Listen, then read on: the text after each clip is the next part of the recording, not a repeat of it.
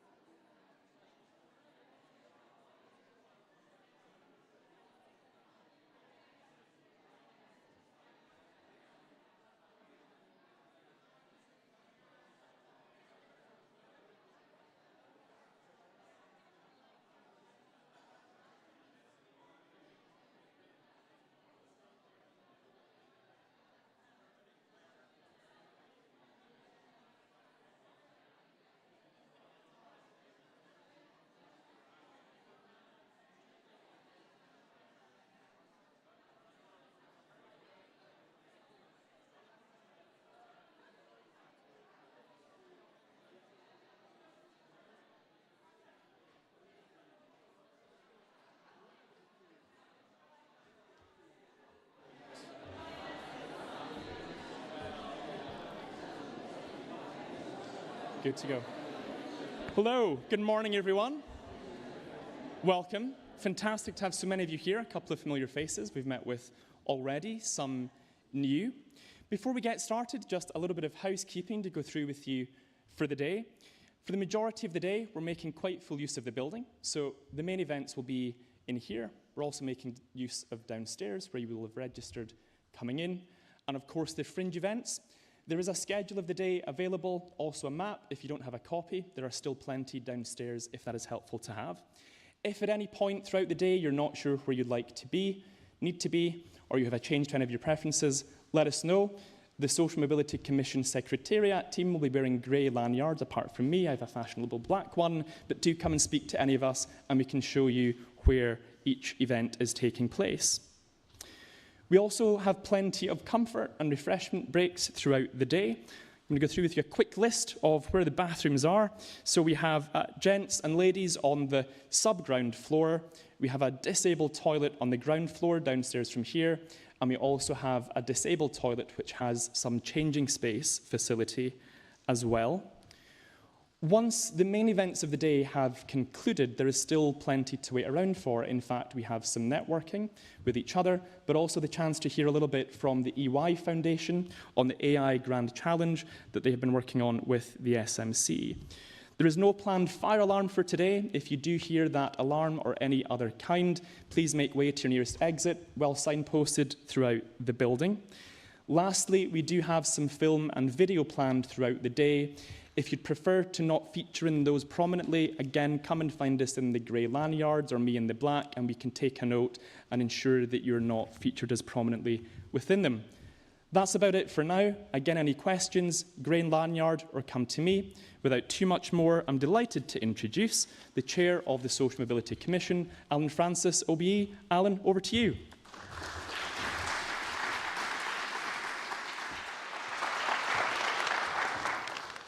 Thank you very much. It's a great privilege to welcome you all on a day when we gather to discuss social mobility, despite the obstacles presented by the limited physical mobility of the tube. But apologies for the late start. Some of us coming from the north, I thought today was the day I was going to be the first here because I'd arrive in Euston, just a cab straight in. You'd all be struggling with the local transport, and for once the northerners would come first. Sadly, the northerners came last, so unfortunately we have a slight late start. But we do have some very real social mobility challenges in this country. We all probably agree about that. I think everybody in the room would agree about that. But whether we agree about what they are and what the best solutions are is another question. And I would like to acknowledge that this symposium is to commemorate the 15th anniversary of the founding legislation of the Social Mobility Commission, which is the Child Poverty Act of 2010. And in many respects, we would argue that that framework, or the focus of that Act, which is focusing on the most disadvantaged, is a framework that we still use in the Social Mobility Commission. But we would also argue that the concept of social mobility is a better way of trying to understand people's opportunities than poverty alone. And I would say that, I think we would say that for a number of reasons, but mainly because the concept of social mobility has within it a wider set of questions about what it is that makes human beings flourish. And in that respect, it allows us to break away from some of the very narrow views of social mobility and think more broadly about some of the problems and challenges that we've got. In particular, it allows us to think about things like inequality in a slightly more open way. Inequalities are not always bad things, but they are meant to be drivers of change. They're meant to help us progress. But too often they don't. Too often we get stuck with inequalities where some people appear to be entrenched, some places appear to be entrenched, and we don't understand always why that is the case. And social mobility is also a concept that allows us to think more broadly, not just about inequalities, but about the economic and social and cultural aspects of human flourishing, wealth creation as well as wealth distribution. So it allows us to ask really big questions like, are we making progress from one generation to another? Who is participating and how? Is there anybody left behind? What's holding them back? Do our interventions work? And what's the optimal level of social mobility? The point at which wealth creation and a good society balance out. We know that we're struggling to answer these questions optimistically. In one sense, much of our social mobility story in this country is better than we think. And we've captured that in our State of the Nation reports over the last 3 years. We can see lots of progression into higher education, for example. We can see progress around race and ethnicity. We can see progress around gender. It's not to say there isn't more progress that can be made, but we can see some good stories. But we also know that there's a model of social mobility that works so much better in London than it does elsewhere. If you are going to grow up poor and disadvantaged, London is a place that you're much more likely to progress in than anywhere else in the country. And one of the things that we've pointed to in our reports is the real importance of geographical disparities and differences. And that's why this symposium is one of 2 happening in the next week, because we've got a second in Manchester next Monday. So we've managed to hopefully capture the two aspects of social mobility and those geographical differences there. Now, our aim in both of those symposiums, or symposia, sorry, didn't do Latin at school, not my school, but is there such a thing as symposia? Those 2 events is to give a platform to the multiplicity of voices around social mobility, but also to provoke debate, to challenge conventional thinking and encourage people to be brave and bold. And particularly today, the focus is on disadvantaged families and communities. And we'd like to encourage people to really think about that in the broadest possible way. And to help us start off on the right footing, it's my enormous pleasure to welcome our special guest, a distinguished broadcaster, writer, former Labour politician, recognised for his influential work in equality and diversity policy across the UK. He served as chair of the Equality and Human Rights Commission from 2006 to 2012. He previously chaired the Commission for Racial Equality. He's the co-founder of Trevor Phillips, which provides businesses with specialist data-based insights, and the chair of Green Park, who specialise in executive recruitment.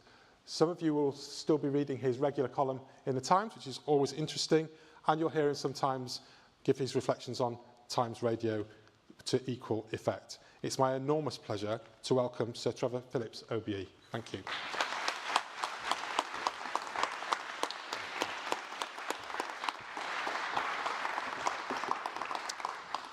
Well, good morning, everybody, and thank you for that very kind introduction, Alan. It's always worthwhile so that everybody knows, as has been a mistake for my entire career, that though I am that Trevor from the telly, I'm not the one that does the news at 10, which people still, to this day, I've been making that joke for 35 years, and it's still true. It's still true. I first of all want to say thank you for the privilege of speaking here. It's mildly intimidating, perhaps not for the reasons that you think. The worst thing to be asked to do as a public figure is to think in public. Not many of us can do that. And even worse, to be asked to do it in front of your friends. And I'm delighted that I'm here with Parminder and Tina, who are old friends. And I don't think Raghib is here, but I'm sure he's going to hear what I have to say and will no doubt send me one of a sort of Raghib Ali email explaining why I'm wrong about stuff. Secondly, I think Alan's very kind to point out that I spent some time as chair of the Equality and Human Rights Commission, and one of the rules that I imposed on myself, I think it's good manners, which is not to second guess your successors. I think one of the worst features of public life is people who used to do a job popping up on television programs, including ones like the one that I occasionally host, telling everybody that if only they were still in charge, everything would be much better, and that because they know exactly what to do. That is very rarely true. It is certainly not true in my case. But I do want to say a word about the Social Mobility Commission, which had, I suppose, what you might call modest beginnings. When I was at the EHRC, I suspect that most people would have thought about it as a sort of in-the-shadow, slightly smaller brother or sister to the EHRC. But under the current leadership, I think it's acquired a higher profile. It has set out a more thoughtful approach to definitions of social mobility. It has widened and sharpened, which is an unusual two things to do at the same time, the factors that drive and motivate social mobility. And I was particularly pleased to read in your recent report that geography is now part of your thinking. Now, I want to come back to that point a little later. In fact, we thought at one point at the EHRC, I can now, this I can talk about publicly, at one point that the SMC could be part of the EHRC, and that would make sense. We'd all wrap everything into one neat package.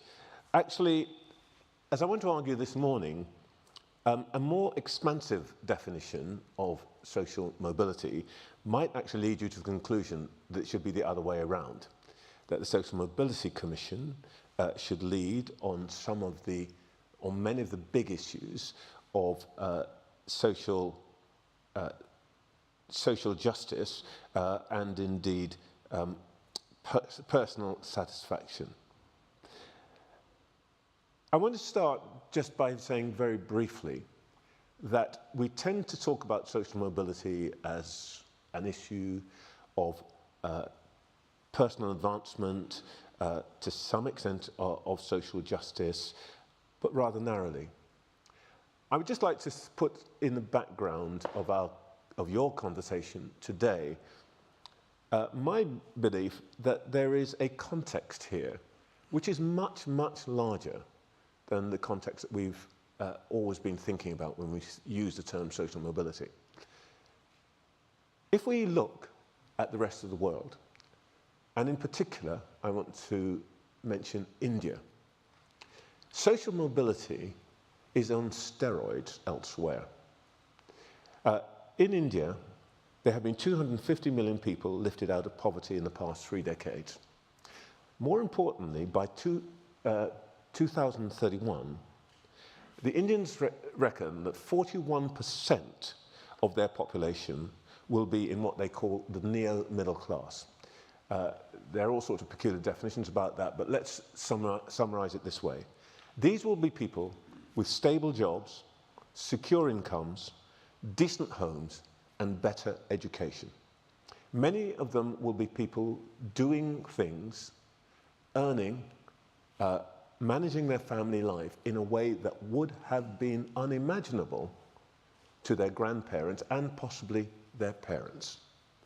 So when we think about social mobility, I want to urge you not just to think about it as a sort of slightly degraded understanding of what we would in this country talk about as class mobility, but think about it as the extraordinary changes that are taking place across the globe, some driven by technology, much driven by lifting whole populations out of poverty. And the reason I want that to be part of the background is that the reason that social mobility is important to us in this country is not just about justice, though it is about that too, but it is also about competitiveness. It is not just that we would like people to feel better, but that if we are to prosper as a nation in the next century, we need to deploy every ounce of talent and capability that is available to us in this country, and we are in competition. Let's be clear about that. We are in competition for the success in some of the industries of the future.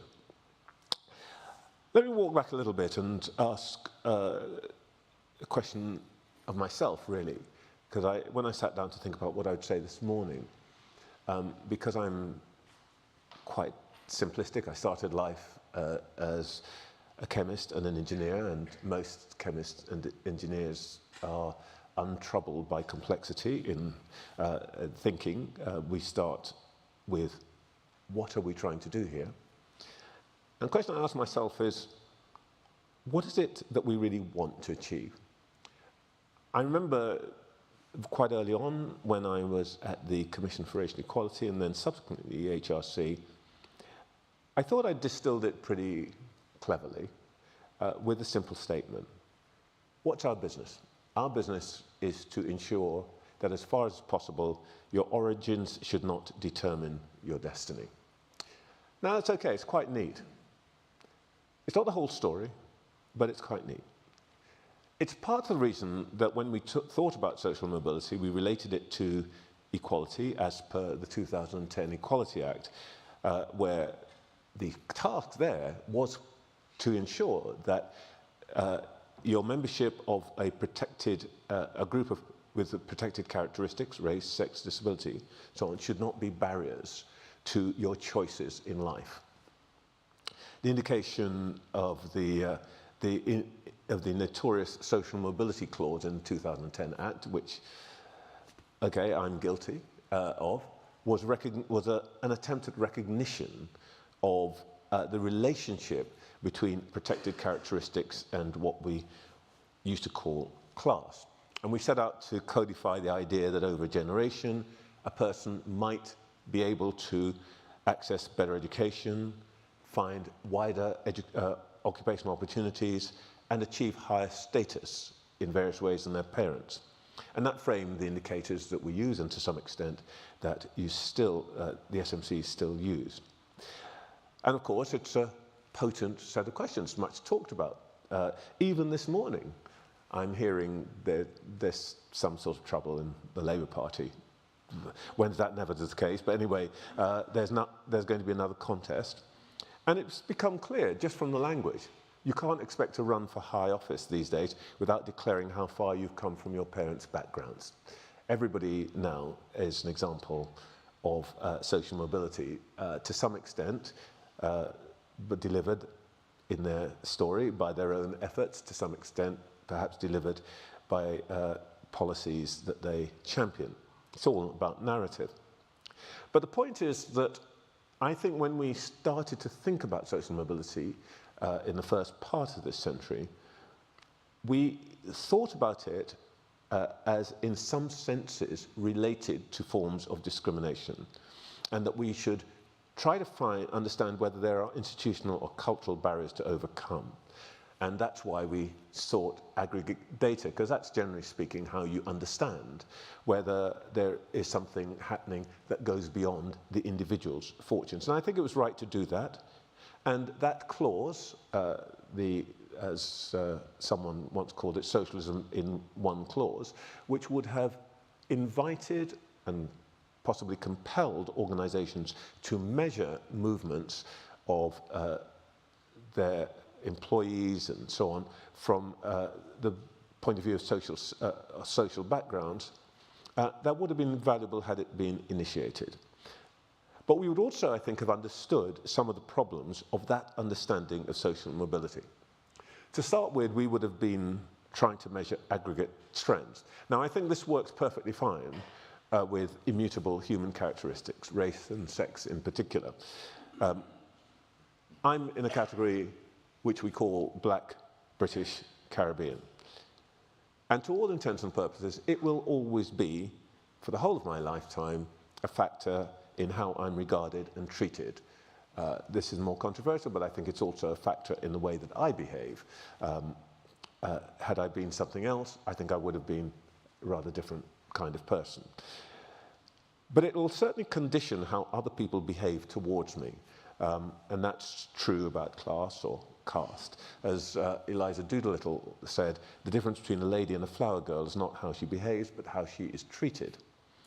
But my ethnicity is part of my inheritance that I can't really do anything about. I can't change it. The fact of being the son of parents with a particular occupational background isn't quite the same. Put crassly, I can't change the way I look, but I could and have changed the way I speak. I don't often talk about my own background in public for a range of reasons. The principal one being that it's not just my background.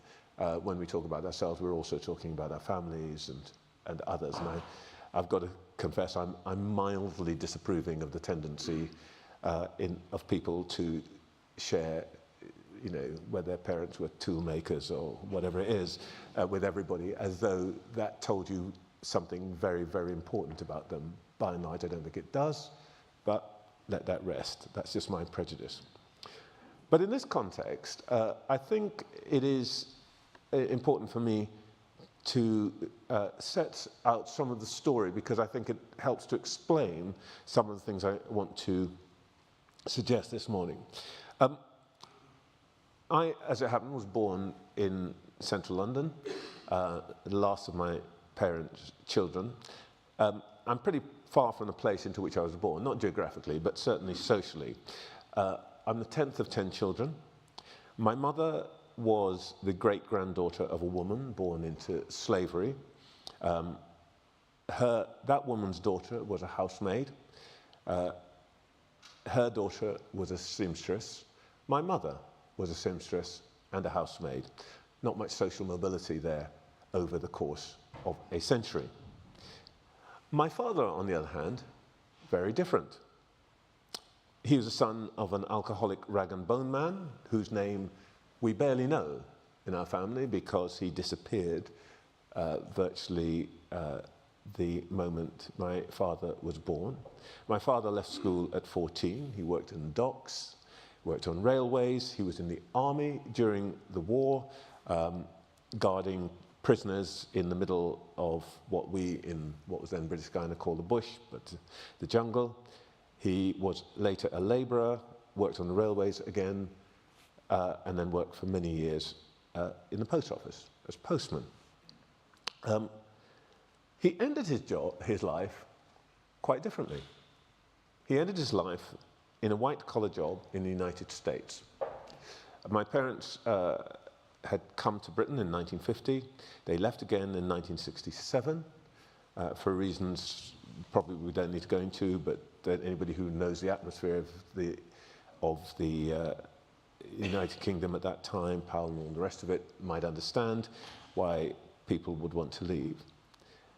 He went to the United States. My parents went to the United States, where they were just going to visit family. I have absolutely no doubt, though this is not something we talk about particularly in the family, that they were illegal immigrants and they overstayed their visas and so on. It happened that my father worked as a security guard on the campus at Columbia University. He went to night school, became a bookkeeper, and for the first time in his life, at the age of 57, got a white-collar job. And he was the bookkeeper, gloried in the title of treasurer of a think tank on the campus at Columbia University, and he did that for 3 years before he died at 61, rather typical age for a man of his time and background. But by contrast to my mother, quite a journey. And he ended up as the person that I think he always hoped he would be. So there's a study in contrast. But these contrasts have consequences. And from my family, they're good consequences. Of the 9 of us who made it to adulthood, 8 of us are university graduates. Our children are all university graduates. Most in this country, Russell Group graduates. In the United States, where now half the family lives, Ivy League, Columbia, MIT, Johns Hopkins. They have roles in education, health, business, law, professional services. Some of them are in new occupations, executive coaches, got no idea what that is. Influencers, I'll come back to her later on. Lecturers in game theory, and when I say game theory, I mean video games. Is that even a job? Some of them I don't understand. I suspect some of my nephews are spies. But the point I really want to make here is that we figuratively and literally speaking crossed the railway tracks inside 3 generations. And how did we do it? Well, in our case, we crossed an ocean. We literally crossed an ocean. And in fact, my parents crossed 2 oceans. And that's one way to do it. And some these days are choosing that. This country, doctors to Australia, for example. But that isn't available to most people. But it does invite us to reflect on a more expansive understanding of the drivers of social mobility than I think we might historically have done. I want to say a few words about what I think are 4 significant drivers. I'm going to ignore some of the traditional pathways, for example, marrying above yourself, which I think I probably did. My wife and I argue about this. She says that being born in Romford is even more déclassé than being born in Islington. But anyway, it gives us something to talk about on holiday. The point is you can't legislate for that, as far as I know, and I'm not entirely sure you want to encourage it through public policy. So let me talk about 4 things that you can do something about. And the jargon these days is a plan for change. So here are 4 changes. You can change individual capabilities, and a lot of the thinking in this area goes into education. As I pointed out, my father made essentially an extraordinary transition in his life at an advanced, what we would think of as an advanced age, entirely through the acquisition of skills learnt at night school. But we have a natural experiment that shows us the significance and the power of educational capability in this country, and it probably is clearer than in any other country that I know. And that is, if you look at the story and history of East African nations in this country, it's extraordinary. This is a group of people, now several 100,000 in number, who pretty much turned up with not very much. Okay, some carried education with them, but by and large, their story is one of extraordinary success. And I'm not just talking about the multimillionaires and the billionaires, but the average person from that community who came, whose parents or grandparents may have come with relatively little, but who in 2 generations have progressed through the ranks of the administrative white-collar classes to the professional classes, largely through a commitment to education, including, for example, and this is demonstrated by literally that people pay out of their pockets private schooling. If you look at the numbers in independent day schools around London and Manchester, and to some extent Birmingham, you will see they are disproportionately, I mean by a multiple, full of people from that community, many of whom are having their fees paid by parents who are working 2nd and 3rd jobs. So this is one route. But I think the downside of that idea is that you have to have the culture, and I haven't got time to go into it this morning, but we can talk about it if you want. There's a very interesting explanation for why this is true about some ethnic groups in Amy Chua's book, The Triple Package. But it is cultural. To some extent, it is down to luck and chance. But I think it's interesting that the Secretary of State for Education, and probably next Deputy Prime Minister, has been making the point in recent times that in this country we have a group which happens to be white and poor, not white and working class, by the way. We are talking about white and poor, generally speaking. I wish people would be more specific and accurate about what they're saying.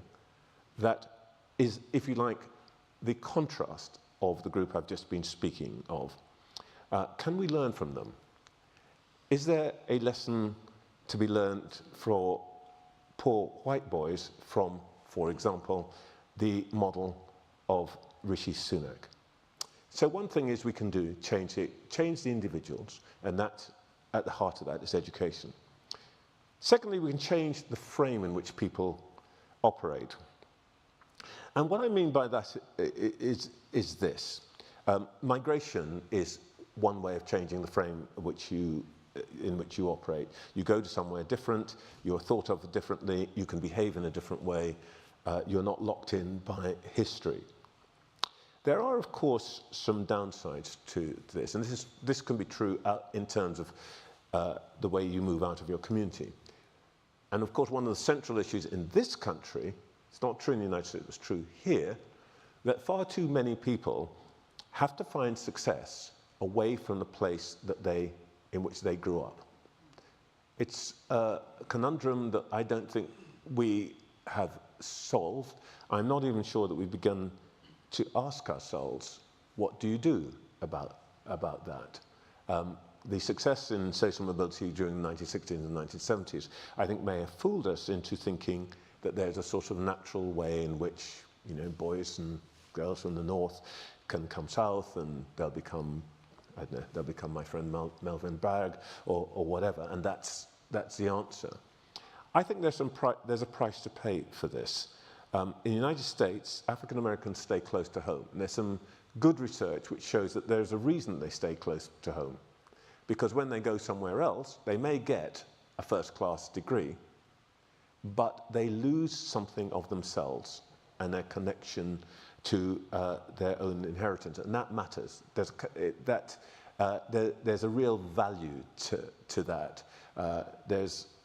Again, I haven't got time to go into it, but there's endless anecdotage and also a little bit of research which says that there is a price to be paid if you are taken out of your cultural comfort zone. And that, by the way, is why, for example, young Muslim women who are perfectly well qualified to go to Oxbridge or even to University College London will prefer to stay at a university in East London, because that's home. And I think changing the frame for people is important, but it's difficult and there's a price. The third thing I want to put on your agenda is perhaps more difficult, and it's not to do with the people. It's to do with what we think as a society is of value. Now, we tend to do value occupations by, you know, how much money there is in concrete terms. But I think we also value occupations by status. And I got myself into an argument with an academic about plumbers and professors. It is probably true that the average professor still earns more than the average plumber. However, the master plumber is likely to earn something in north of £75,000 or £80,000 a year. Generally his equivalent, the professor, head of department, is going to be doing pretty well if he or she hits that number. Now, does that make that master plumber more valuable than professor? Well, at the moment, in terms of our social norms, that's not right. We still think that the professors are smarter and cleverer. Well, you can debate that. But the point I really want to make here is that we're going through a point of transition in which we may need to think about how we revalue what kind of work is worthwhile. And this will be boosted by the intervention of AI. Imagine what happens amongst the ranks of doctors the day when we grasp, because this will happen, surgery is done better by robots because it's more accurate, can draw on a wider range of studies, more precise, there are no tremors in the robots' instruments. will that make surgery less significant than, let us say, general practice or geriatric medicine? I don't know. But I think we need to think, when we're talking about social mobility, mobility to what? I mean, there's an argument that says that AI will make some white-collar occupations routine. It certainly will in my business, in writing and journalism, and it will make some manual occupations specialist and professional. Who are going to be the priests of the future who hold secret knowledge?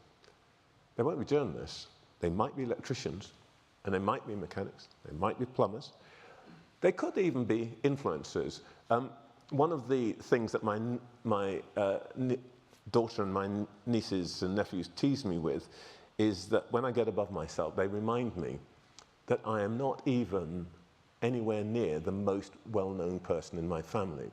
I have a niece who is an influencer who I think at last count has something like 2 million followers on TikTok. You can look her up. Her name is Idle Lane. And she basically tells you what cardigan you should wear this year. Now, I love her to pieces. But there is something slightly annoying about 50 years of hard work and study, and the cardigan count. And even worse, I not so long ago discovered that my daughter, who works in fintech and is an executive coach, has some of the same clients as I do. I recently discovered that they pay her more than I do for whatever it is she does, which I do not understand. But my point here is, when we're thinking about this issue of social mobility, I think we need to start factoring in what are you mobile from and to, because we still think of occupation as the measure. The last thing I just want to say, of course, is that the most important pathway is expansion of economic opportunity across the board. And I'll make a very simple point here. In the 20th century, amongst African Americans, what was the single most significant change that transformed opportunities for African Americans? It was not voting rights. It was not affirmative action. It was the minimum wage. A measure that was applied to everybody, but was transformative for a particular category of person. So what do we do? Lastly, very quickly about all of these things. Here are 5 things I think we need to do. First of all, I think we need to properly activate the measurement regime that we had in mind when we put that clause into the 2010 Act. And that means employers measuring, as well as pay gaps on ethnicity and sex, status gaps by background. Now, I know that there are arguments about whether your parents' occupation at 14 is an adequate measure or not. Right now, it's probably the best we've got, but there are people in this room who will have smarter ideas than I do, and at some point, we will find better measures. But let's start somewhere. So measurement. Second, I think we need to open the opportunities to young people socially. Now, this does mean mentoring, it does mean opportunities through university and so on, but I think we haven't quite focused enough on what are the real barriers that discourage people. And some of those barriers are rather subtle. When I started as a television producer, and I will tell you, this goes back such a long time ago, but I can tell you, the fact I still remember it tells you what a deep impact it had on me. I was talking to a group of colleagues about theme music for a particular program. And we were discussing what kind of theme music worked, with what programs and so on. And somebody said, the South Bank show, Melvin's show, had great theme music. In fact, it had been arranged by Andrew Lloyd Webber. It's terrific and so on. And I said, what is it? And there was sort of silence in the room. And everybody, there was sort of slightly embarrassed thing where what you suddenly realize is that everybody else knows the answer to that question, and they're embarrassed that you don't know the answer to that question. Turned out it's Paganini's Variations, but everybody else in the room knew that already. I didn't. I think that we don't pay enough attention to the kinds of knowledge and understanding, and indeed behaviors, that surround status in the professional world when we do our work to mentor and help young people. I think that's a second thing we maybe need to pay more attention to. Third thing, employers. It's easy to cut human resources, and God knows the human resources guys don't make themselves popular. But right now we need more intelligence about human talent, not less. We need to understand how best to train people. We need to understand what works and what doesn't work. And by all means, get rid of some of the silliness. By all means, stop the endless seminars telling people that they're bigots of one kind or another. But employers need to put more effort into understanding their own people, as much effort into understanding how their own people can become productive as they put into how clients and customers can buy what they want to sell. And the reason that is important in relation to social mobility is that employers have to lead in trying to make it clear that we understand what qualities that people will bring to the workplace above the surface. What is their degree? How well do they speak? Or what accent do they speak, and so on. We need employers to be tougher on themselves in understanding their own people. I've said, fourthly, a bit about AI. I don't want to repeat that, but the educational pathways that lead to advancement and progress are going to be massively disrupted by AI, and we need to understand that better.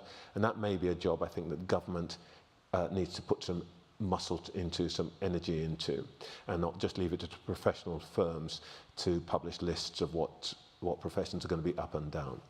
And the last thing I want to do is just a small thing, and it's a small thing that happens in my own company, Green Park, where we do a lot of placement of executives. We put 400 or 500 people in top jobs every year. We put something last year, about 55% of our placements were female, a third were from ethnic minorities.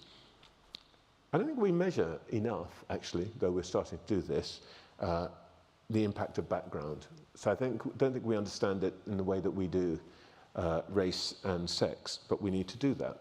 But one of the things that we do in our company, and this I think all employers could think about, is that we have a rule that no decision that affects more than 1% of turnover can be made in a room that is not diverse, by which we mean there has to be more than one ethnicity in the room, there has to be more than one sex in the room.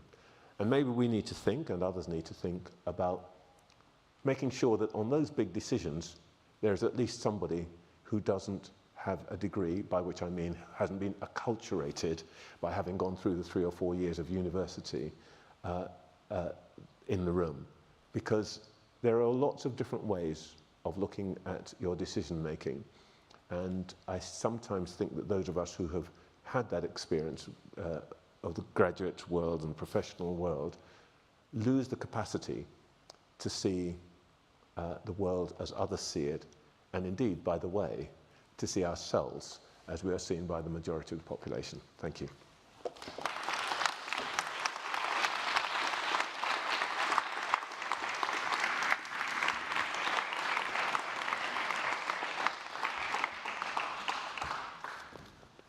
Thank you. So Trevor, that was fantastic. Thank you very much. I know we're running tight for time. Sorry, I've droned on too long. I'm so sorry. Some really interesting things in there. So I had a long list of questions, but I'm going to hold them back for another occasion and see if there's any questions that are coming from the floor. If we take 3 questions, maybe? Anybody would like to start? Yes, at the back. I'm Francis OBE. I'd just like to ask you to expand a bit on your point about your ethnicity being something which is more permanent and fixed than your parents'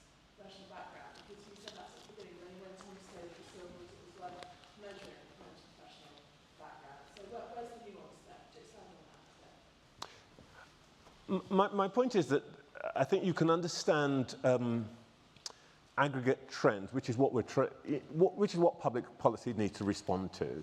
I'm not a fan of public policy responding to individual cases, however hard or tragic.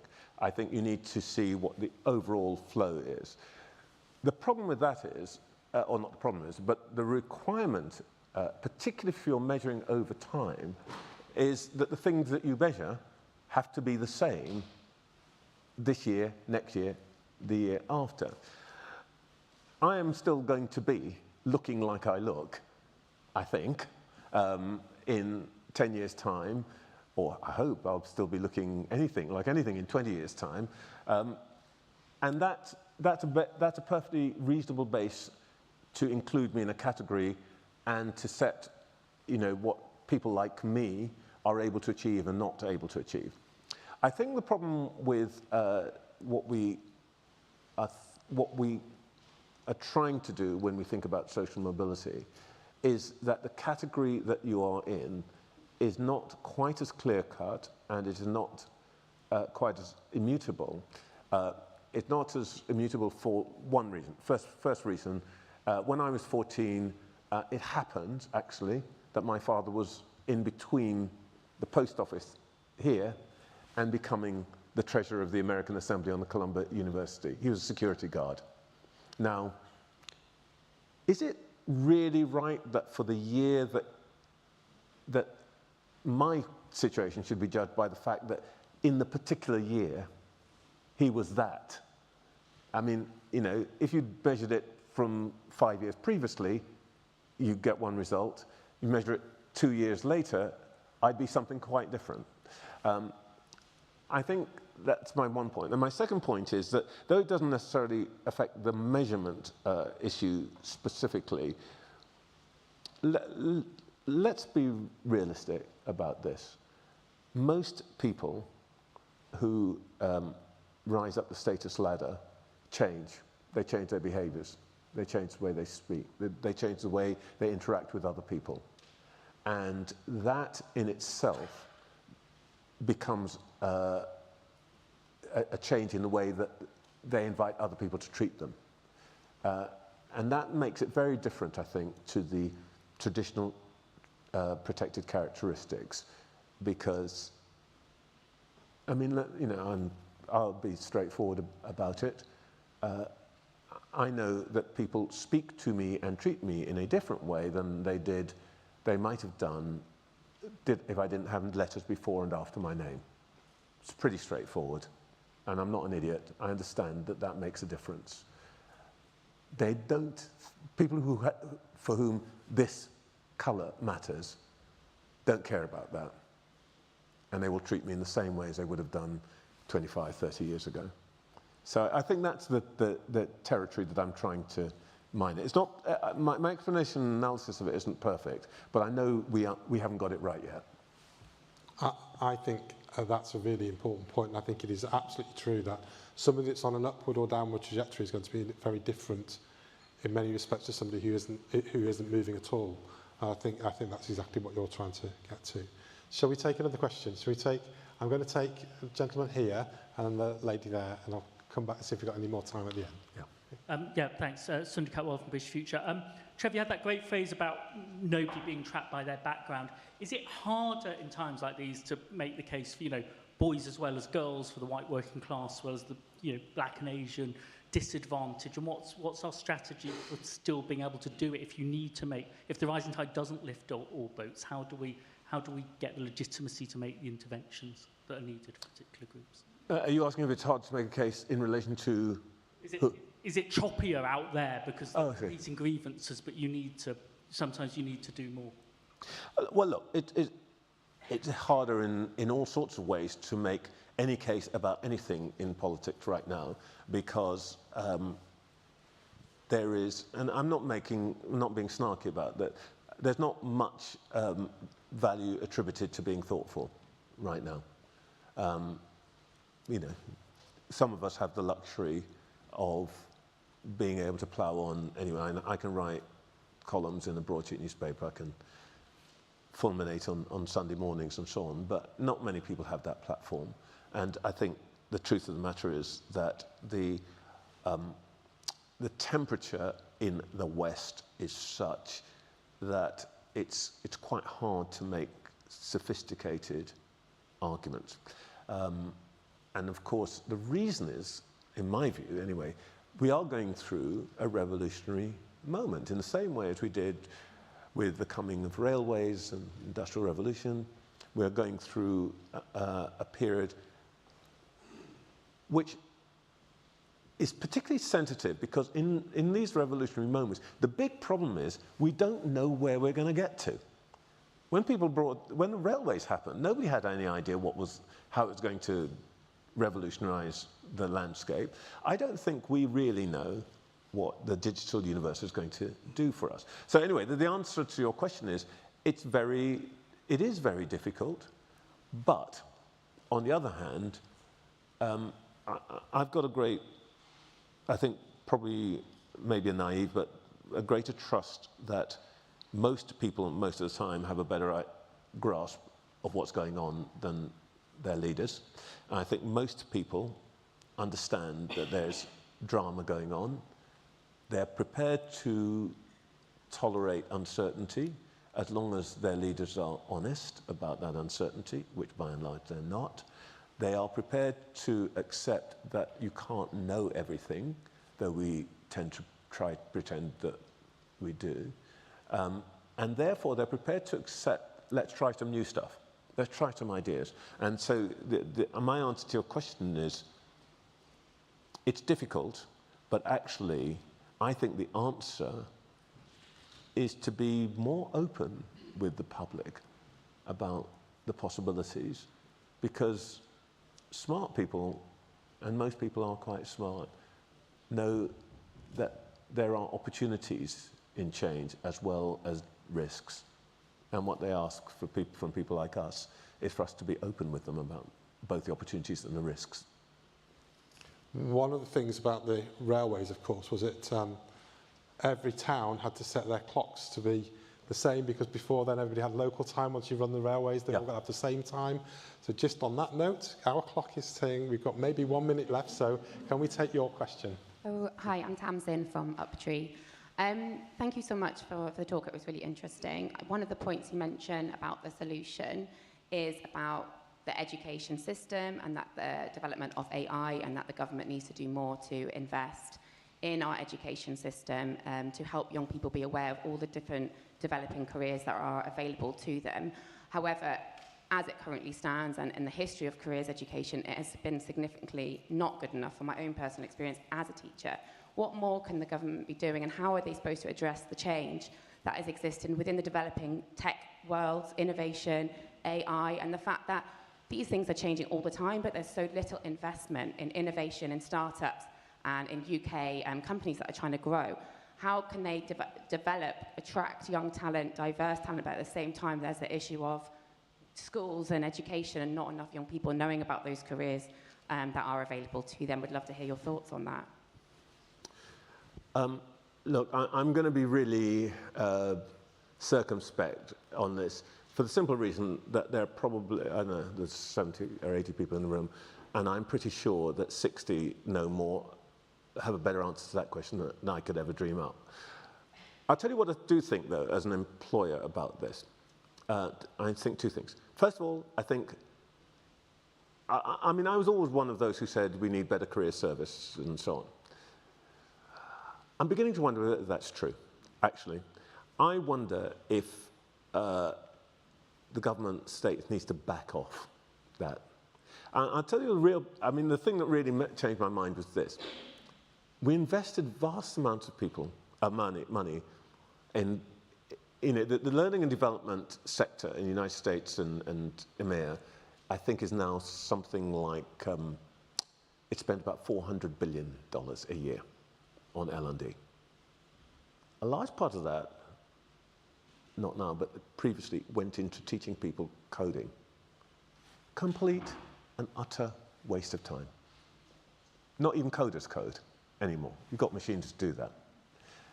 I think the problem is that you know, if the state and big employers start getting into the business of trying to predict what the market's going to demand, in that occupational sense, almost, you know, 90% chance on basis of history, you get it wrong.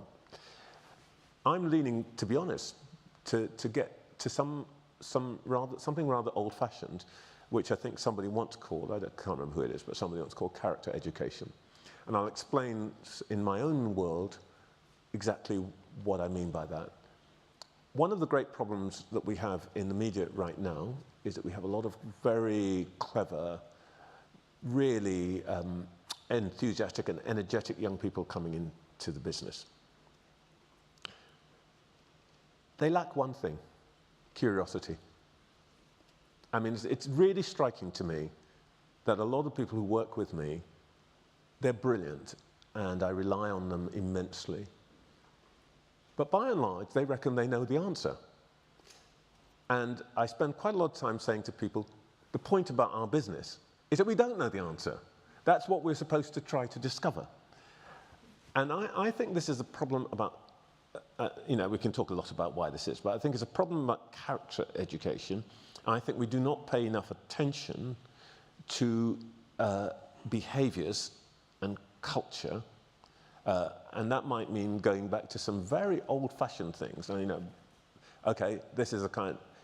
This person in his 8th decade, going back to the old, and you can all roll your eyes about this. But we lost music in schools. Music wasn't just about music. Music was about learning to work as a team, learning not just to lead, but to be led, learning how to compromise, because for Christ's sake, can't you shut that trombone up? Well, maybe not. But, you know, you learn how to do things. And I think somehow we have lost those, what are disciplines.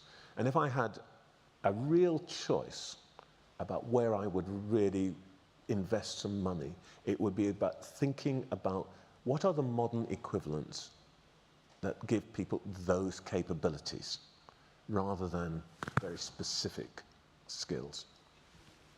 I know there's some people who are desperate to ask questions, but I am going to wrap it up because thank you. You've been very generous with your time. Forgive me, I have to get dragged off to the salt mines at Skye, and the schedules are unforgiving. If I've got to be on air at a particular time, I've got to be on air. But it's been an absolutely brilliant start to our day. So thank you very much, Sir Trevor Phillips. Thank you, Alan.